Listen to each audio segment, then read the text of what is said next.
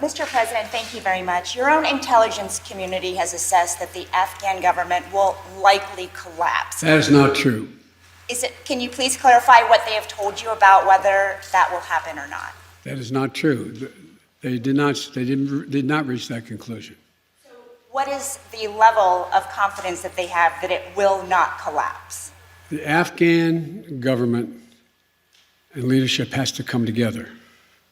They clearly have the capacity to sustain the government in place.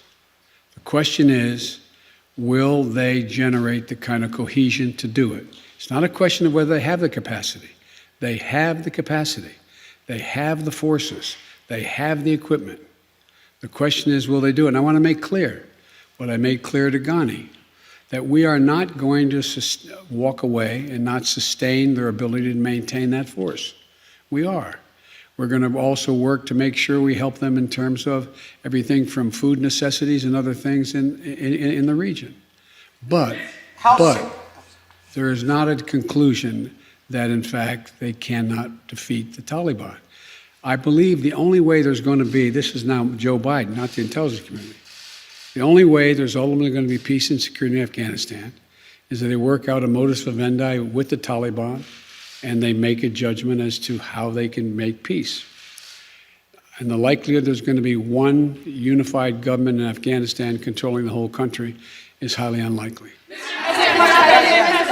President, thank you. But we have talked to your own top general in Afghanistan, General Scott Miller. He told ABC News the conditions are so concerning at this point that it could result in a civil war. So if Kabul falls to the Taliban, what will the United States do about it? Look,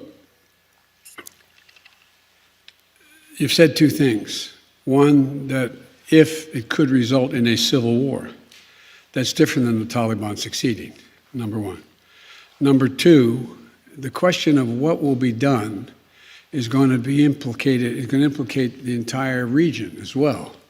There's a number of countries that have a grave concern about what's going to happen in Afghanistan relative to their security. The question is, how much of a threat to the United States of America and to our allies is whatever results in terms of a government or an agreement? That's when that judgment will be made. I don't think that the fact that our forces are withdrawing, one, we're not withdrawing, we're staying, the embassy is staying, our programs are staying, we're working to make sure that other partners stay, we're building all of that up.